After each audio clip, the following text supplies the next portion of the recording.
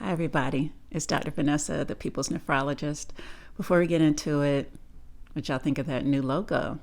And I got a background coming up in the world. Fancy. But anyway, today I'd like to talk with you about an email that I received not too long ago. And the issue brought up was stopping dialysis. This person had come across something I'd written and really wondered why the topic hadn't been raised for their sister, who was already really sick outside of kidney failure and seemed to be suffering quite a bit on dialysis. So they want to know how would they go about bringing up the conversation, the topic of stopping dialysis. So I thought this would be good for as many people as possible to hear. And which reminds me, if you like this content, please do like, subscribe, and share it with someone who might also benefit from it. Okay, so first issue about the nephrologist not bringing it up. Frankly, I'm not that surprised because these end-of-life conversations are they're hard for anybody to have. And even though in nephrology, it's a very serious illness and we lose a lot of people every year who have end-stage kidney disease, nephrologists, we tend to be more fixated on the math parts and focus on numbers. And so sometimes that's going to leave it to the individuals and their families to bring up this topic. So the first thing that I would say is, one, consider what is going on. Why is the person so miserable? Are there some specific symptoms, something happening? Because if there's something happening that's reversible, then maybe the thought of wanting to stop dialysis isn't necessary. This reminds me of a story I wrote about on my blog some 7 years ago about an older man who had been on home dialysis, peritoneal dialysis, for some time and really was contemplating stopping because he had this awful itching that just consumed him. And he felt like, I can't continue living life this way. Particularly after he felt like his doctors had tried everything. It turned out that they hadn't tried one of the first or second things that I would have thought to try. And when he did try this medicine, it took the itching down to a 2. Like, yeah, I barely notice it, which for him was good enough to make him feel like, all right, I can keep doing this dialysis thing so that I can enjoy all the other things that dialysis helps me be around for. Okay, so I think this means having a very frank conversation with the nephrologist about if the dialysis prescription can be adjusted, and be very specific about how much improvement would be necessary to make things worth it to continue. And this gets at the notion of palliative dialysis. This is something that I have written about a bit. There was an article which led to being invited to write a chapter for a textbook about palliative care in nephrology. And basically, this is intended for anyone who is on dialysis who probably maybe has like less than a year to live regardless of dialysis. And it just talks about how we can make adjustments to minimize symptoms, focus more on the person and how they're feeling rather than how we tend to do it and focus on the disease and all the numbers. And actually, the very next chapter is from a couple of colleagues who wrote about how to stop dialysis.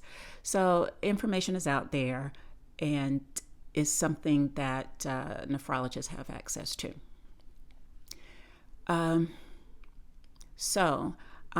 I bring up the notion of palliative dialysis because it might be something kind of an easier kind of concept to wrap your brain around as opposed to just stopping all of a sudden.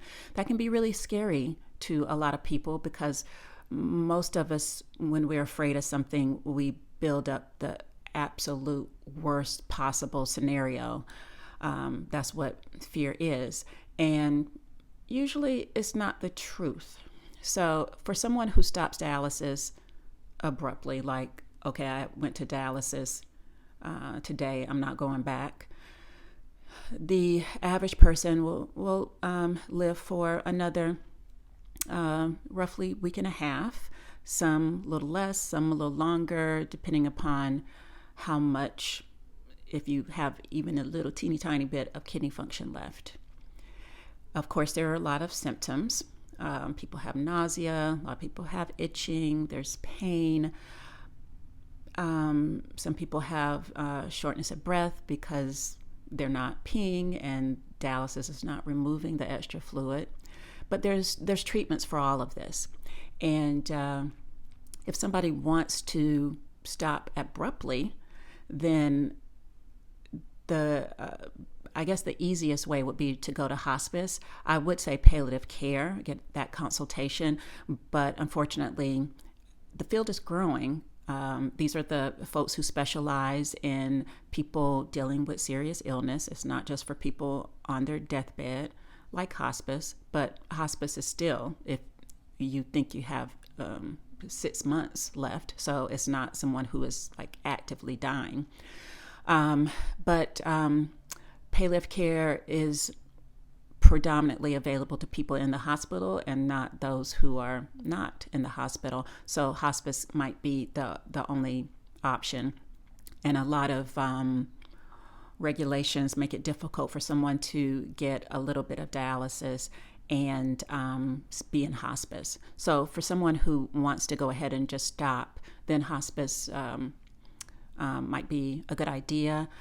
Unfortunately, I think we have some educating to do because in my experience, what hospices have, what they use tends to be things that aren't really the best choices for people with kidney failure. So someone may pick a date about when they want to stop dialysis, and maybe they want to see their 80th birthday, or maybe they want to be there for the birth of their first grandchild, and the mom is going to deliver any day now, kind of thing. So we can make those kind of plans. But for someone who the notion of stopping and then dying within a week and a half, maybe is not really what people have in mind. Granted, sometimes we don't get a choice. Life just takes its course. But for people who just want to try to minimize the symptoms, then palliative dialysis is, I think, a good option. Even for the people doing the 3 times a week in-center hemodialysis, where if, for example, someone starts having really horrible cramping in that last hour of dialysis, we can always stop dialysis before that last hour and just accept the fact that the numbers aren't going to be so pretty, right? And for someone who's doing the home dialysis, peritoneal, again, I think, unfortunately, our country hasn't caught up with a lot of other similar countries where they make it easier for people to do the home dialysis. But for the folks who can, maybe you don't wake up your person to do an exchange, a dialysis treatment. Maybe you do a little less dialysis, and that way the person is getting the benefits of dialysis, whether it's at home or in the center, in terms of removing extra fluid or making it so they can eat a little bit more of, say, higher potassium things than they normally would. Then you are prioritizing how the person is feeling. Maybe they won't live as long, but as I've talked about before, for some people, dialysis, no matter how rigid you are about getting the numbers, is not going to help a person live longer. And honestly, survival, just how many days, hours, minutes that you're technically alive isn't necessarily the priority for everyone. For some people, if they're not able to identify anything that's joyful in life, or they're just suffering all the time, regardless of all the adjustments that have been made, then definitely survival is not the most important thing. One little last note that I do want to say is, if you are making adjustments and you want to be clear about what it is that your goals might be, right? So for example, the man that I mentioned who had the intolerable itching, would a 50% decrease be enough for him to feel like, okay, I can tolerate this?